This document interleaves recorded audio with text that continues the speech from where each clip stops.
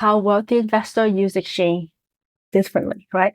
Wealthy investors usually don't look at a 1031 exchange and ask, how do I avoid the tax bill? That is the beginning question.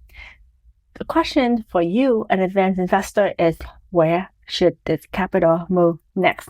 And that one shift changes everything. So we're talking about mindset shift here, right? Because if you only look at 1031 exchange as a way to avoid taxes today, you may technically complete the exchange, but still end up with the wrong property, the wrong cash flow, the wrong risk, and the wrong long-term plan. Here's the thing. The tax savings are important. Nobody wants to sell property and lose a huge chunk of equity to taxes if there's a legal way to defer it. But advanced investors understand that the exchange itself is not the final goal. What is the exchange going to do? Exchange is going to do for you as the bridge, right? So the real goal is moving your capital into a better position.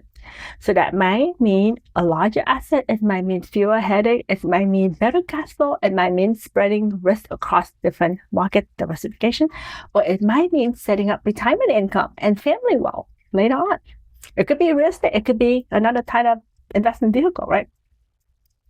So in this lesson, I want you to see how wealthy investors think differently, not because every investor needs to do something complicated, but because this mindset helps you avoid treating a 1031 exchange like the last minute tax escape. Why does this matter for you? Most investors are thinking about 1031 exchange when they are already selling. The property listed, the buyer is interested, the closing date is coming. Then suddenly the investor asks, wait, can I do a 1031 exchange?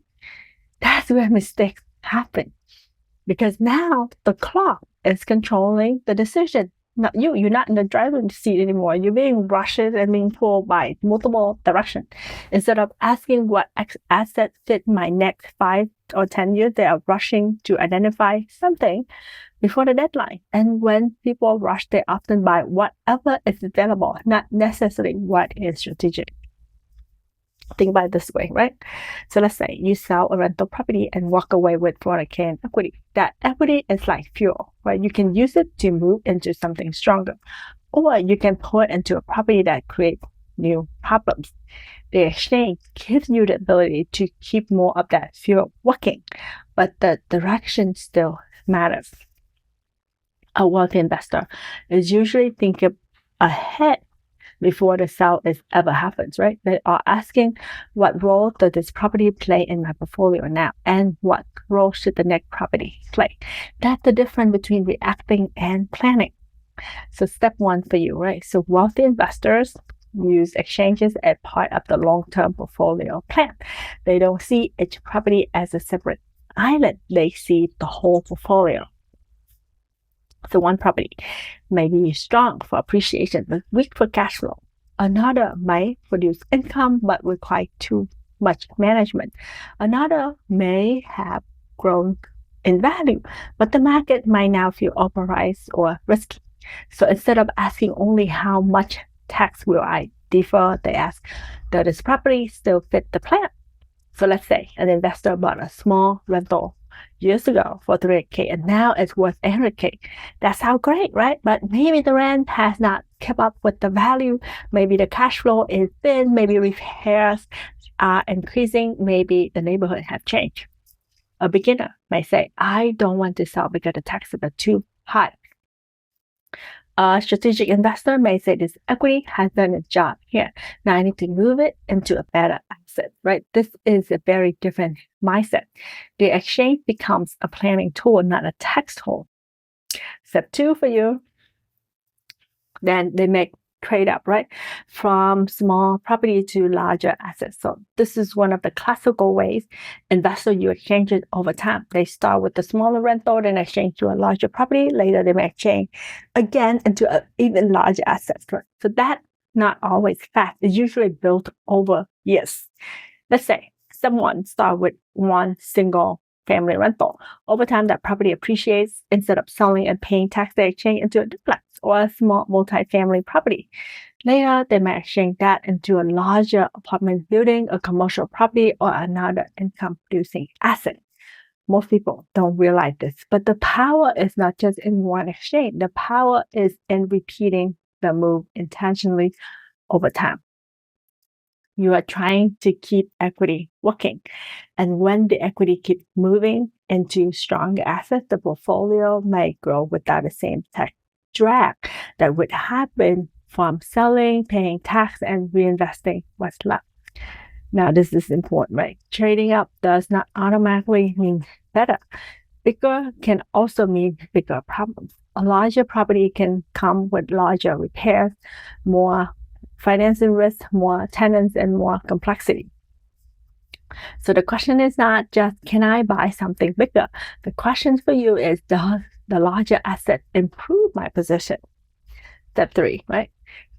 You can then consolidate several properties into one easier to manage asset. This is where the strategy gets even more interesting. A lot of investors spend years collecting properties. One house here, one condo there, a small rental in another city. At first, it feels like progress, but eventually the portfolio becomes very messy and harder to manage. Different tenants, different repair issues, different insurance policy, different property managers, different market, different headaches, right? At some point, more doors do not always mean more freedom. So a wealthy investor might use a 1031 exchange to consolidate, right? So let's say an investor owns 3 small rentals. Each one have some equity, but each one also takes time and attention. So instead of continuing to manage 3 separate properties, they might sell these property exchange into one larger, higher quality asset. The goal is not to own more. The goal is to own better. So that one replacement property may have better financing, better management, better tenant quality, or better long-term stability. Again, this is not about escaping a tax bill. It's about repositioning the portfolio. The investor is asking, can I turn scarred equity into cleaner, stronger assets? The question is how strategic. That question is how strategic investors think. Step 4, they can diversify from one asset into several market or property types. Now let's look at the opposite move. Right? Sometimes the smartest strategy is not consolidation. Sometimes it's diversification. Imagine an investor has one highly appreciated property in one market.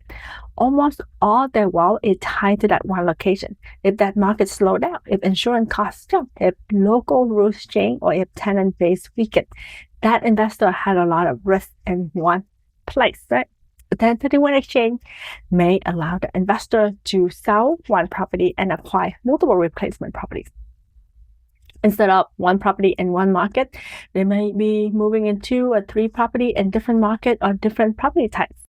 The purpose is to reduce concentration risk. Think about it like not putting all your eggs in one basket, but in real estate, the basket is not just the property. The basket is also the city, tenant type, the financing, the insurance environment, and the local economy. A strategic investor asks, am I too concentrated? If the answer is yes, the exchange can become a way to spread risk while keeping the capital invested. Step 5, they connect the exchange to cash flow, risk, retirement, and estate planning. This is where wealthy investors really separate themselves. They don't only ask, what can I buy? They ask, what do I need the portfolio to do for my life? Someone in their 30s or 40s may care more about growth. They may be willing to deal with more management if the upside is strong. Someone closer to retirement might care more about stable income and less stress. Someone thinking about family wealth might care about what happens now, right? How the assets will be managed and whether the next generation can realistically handle the portfolio. So the same 1031 exchange can serve very different goals depending on the investor. For one person, the right move may be trading up into a larger asset. For another, it may be consolidate into something simpler. For another person, it may be diversified into multiple properties. For another person, it may be transitioning towards more passive income. The strategy depends on the destination that you want to know, right? What's fit your lifestyle. Practical application for you. So how do you actually do this, right? Before selling, you want to ask yourself 4 questions. First, what is the property doing for me now? Second, what problem is it creating? Third, what do I want the next assets to do better? And 4, does the replacement property move me closer to the bigger plan? Let's say your current rental has appreciated a lot, but the cash flow is weak. Your strategy may be to exchange into an asset with stronger income. Let's say you own several small property and you are tired of managing them. Your strategy may be consolidation.